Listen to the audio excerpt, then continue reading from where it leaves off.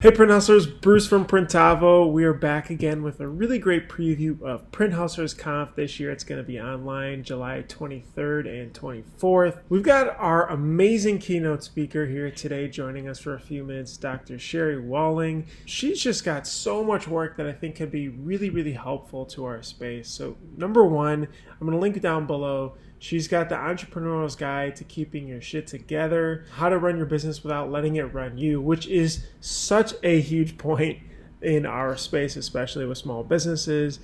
And then Dr. Welling also has the Zen Founder podcast and organization. So you can just Google Zen Founder podcast and it'll pop right up, which is a really great one. And I've listened to it as well. So I really like it. But without further ado, thanks so much, Doctor, for being able to join us. Hey, I am so looking forward to getting to hang out with all of you in July, and unfortunately not seeing each other in person, but it'll be cool to see how we can still spin up a really great event online. That's awesome. So how did you get into, like, this is a specific niche, it feels like, in your whole space. How did you get into that? Yeah, so a couple different routes, actually. First, I started in my career in clinical psychology working with people who have really high-intensity jobs. So people in the military, first responders, ER docs, police officers, people who had really high levels of stress, and then sometimes even like traumatic things happening in the context of their work. So I guess I kind of started in workplace mental health. But alongside of that professional trajectory, I had married an entrepreneur, a software entrepreneur named Rob. And so the people who were in my living room every weekend were people doing startups, were people doing SaaS businesses. And I was like, wait, your struggles sort of sound like these other struggles that I'm talking with people about at my work. And it just became really evident that entrepreneurs and business owners have their own set of mental challenges and stressors around the ways that their identity overlaps with their business and the complexity of work life shifting and transitions. And so it just made a lot of sense to begin to talk a little bit, at conferences, at different events about the role of mental health and entrepreneurship. And I think that just got some traction. And so given my professional expertise and then, of course, this personal experience of having all of these software folks in my living room every weekend, it just really, coalesced into something that's been a podcast and a speaking world, and then doing some consulting too with entrepreneurs. Is there a balance in running a small company and having a personal life? I mean, especially a lot of our shops are family-owned businesses. So, you got a husband and wife, a father and son, right? They may live together and then they work together. Mm-hmm. I mean, like, is there a line there, or is that healthy to have it go back and forth, or how do people handle that or approach it? Yeah, I think sometimes when we use the word balance, it implies like equal scales, right? You think of the old scales that maybe you used in high school chemistry or something, like when you're balancing the weight of things. And so I think balance is a little bit of a tricky term because it implies that there's equal emphasis on everything. But the thing that I like to help people think about is kind of work-life integration. How do you integrate your relationship with your father or your wife or your significant other into your work life? And how do you integrate maybe even children into your work life? How do you find the spaces where it makes sense to put pieces together, but then also honor the spaces where it's like, I just really want to break from work right now. I'm, not thinking about that. And how do you also honor the spaces where it's like, we aren't going to bring our personal relationship into this conversation because right now we need to make this really important professional decision that affects the lives of our employees. And the fact that you're irritated with me about the breakfast cereal today is just not an appropriate, intermingling. So we think about disintegrating and integrating. So it's a really active thought process then.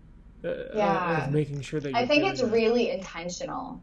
People have to work hard at it for it to go well. Interesting. Is there, a first step to doing that? Is it writing it down as far as what roles are, or what are the rules to this? I think in any excellent partnership within a business, the roles are pretty clear, right? You're partners because you have different skills or different superpowers that you're bringing into your work.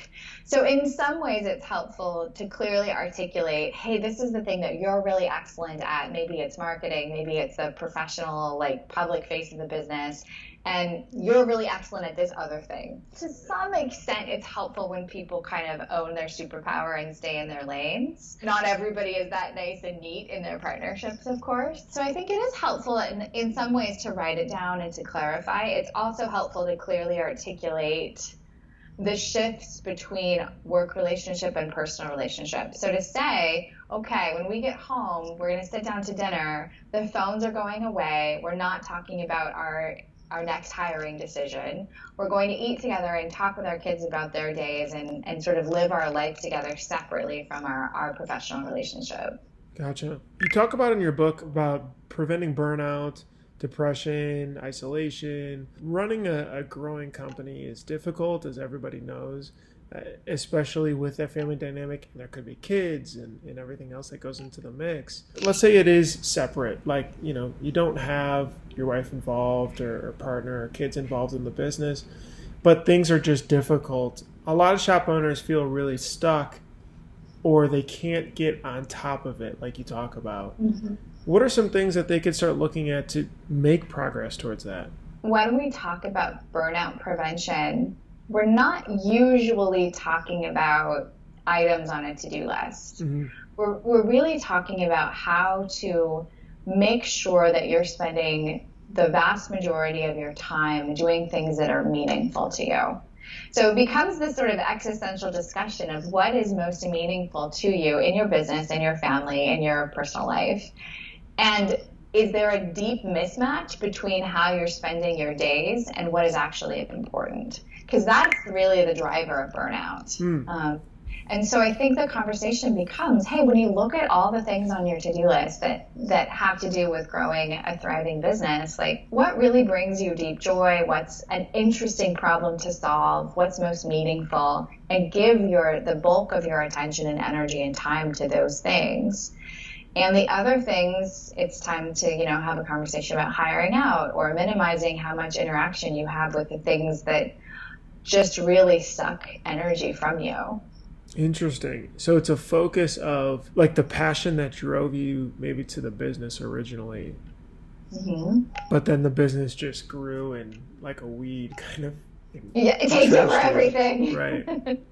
Interesting. Yeah. So that's actually pretty fascinating. I mean, personally, like I love building product, yet of course there's other things we just have to do. There's sales, there's training, there's hiring, and all these other things. Mm-hmm. But so you're right. Sometimes we can like reshift your perception of what you're doing to say the product that you're building is actually the business. The business is the product. So when you're thinking about systems of sales or when you're bringing on new team members, you are building a product. It's not this one software or it's not this one shirt. It's the business as a whole becomes the product. So sometimes there's some ways to play with the way that you're thinking about it to make it all feel a little bit more meaningful. Interesting. Yeah, that's fascinating. In our shops definitely have, I'm sure you'll get a lot of questions during the conference about this too, because they've got 10 orders that have to get out the door today, and they may have gotten into it because they love art or they love the sales aspect of it or the actual printing aspect of it. But they have to get 10 orders out the door today. They have to get it done, yep. And just things come up. So refocusing or reframing is awesome. This is great. I'm really excited to be able to dive in further. If you guys are open to joining and excited about it, we're going to leave a link down below. There's almost 500 other shops that are going to be joining this online conference this year. It's July 23rd and 24th at PrintHustlers Conf 2020. We're really excited about it. And you know what? We're going to actually grab a couple books too. So I'm going to buy a couple books and we're going to raffle those off on social. And so you guys will be able to join us on Instagram there. We'll link down below to our Dr. Sherry Walling's podcast and all this other great info. But thanks so much for being able to join us today. Hey, I'm so looking forward to seeing you all back in July.